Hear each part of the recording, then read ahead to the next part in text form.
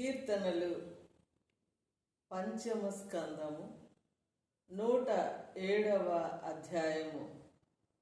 యెహోవా దయాళుడు, ఆయనకు కృతజ్ఞతాస్తుతులు చెల్లించుడి. ఆయన కృప నిత్యముండును.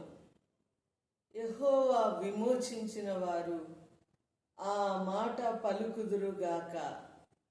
విరోధుల చేతిలో నుండి ఆయన విమోచించిన వారును, తూర్పు నుండి, పడమటి నుండి, ఉత్తరము నుండి, దక్షిణము నుండి, నానా దేశముల నుండి ఆయన పోగు చేసిన వారును ఆ మాట పలుకుదురుగాక.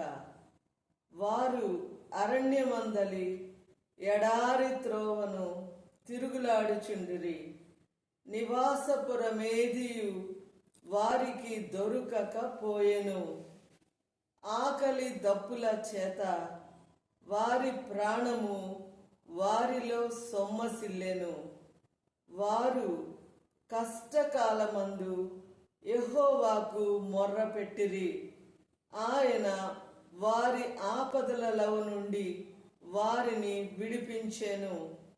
వారొక నివాసపురము చేరినట్లు చక్కని త్రోవను ఆయన వారిని నడిపించెను.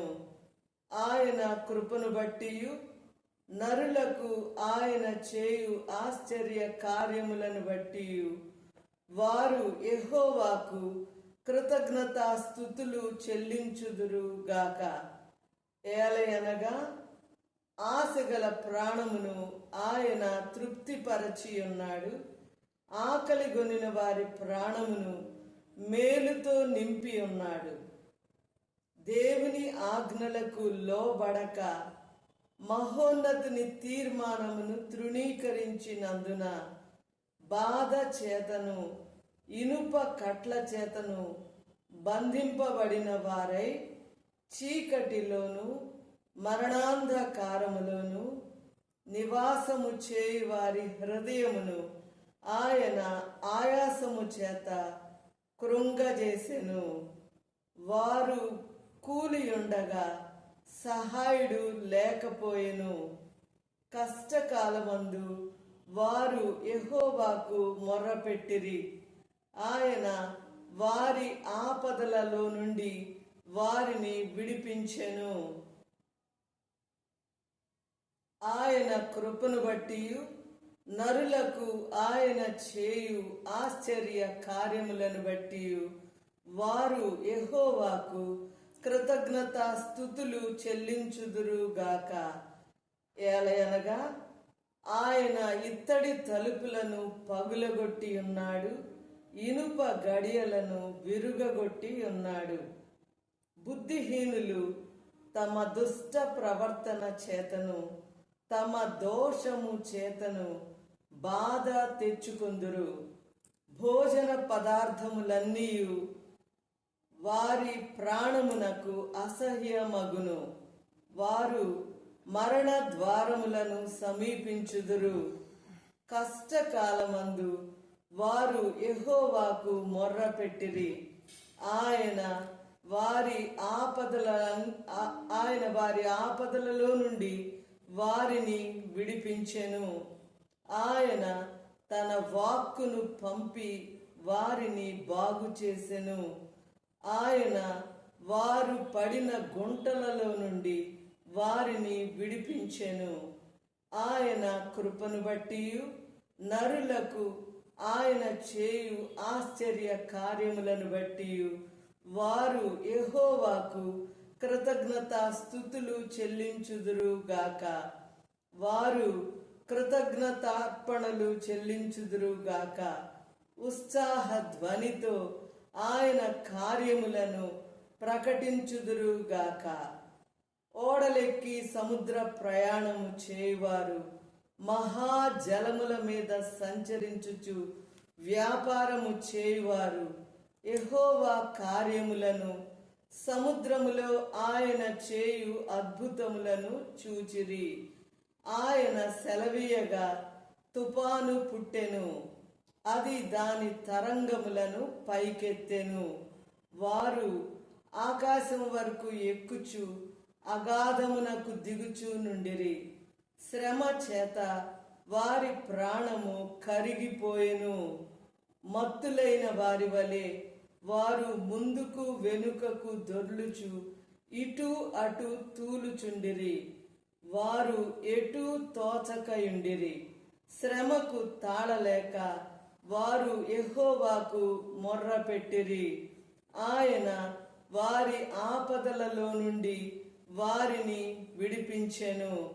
ఆయన తుఫానును ఆపివేయగా దాని తరంగములు అణగిపోయెను. అవి నిమ్మళమైనవని వారు సంతోషించిరి. వారు కోరిన రేవునకు ఆయన వారిని నడిపించెను. ఆయన కృపను బట్టియు నరులకు ఆయన చేయు ఆశ్చర్య కార్యములను బట్టియు వారు యెహోవాకు కృతజ్ఞతా స్తుతులు చెల్లించుదురు గాక. జన సమాజములో వారాయనను ఘనపరచుదురు గాక. పెద్దల సభలో ఆయనను కీర్తించుదురు గాక. దేశ నివాసుల చెడుతనమును బట్టి ఆయన నదులను అడవిగాను నీటి బుగ్గలను ఎండిన నేలగాను సత్తువు గల భూమిని చవిటి పర్రగాను మార్చెను.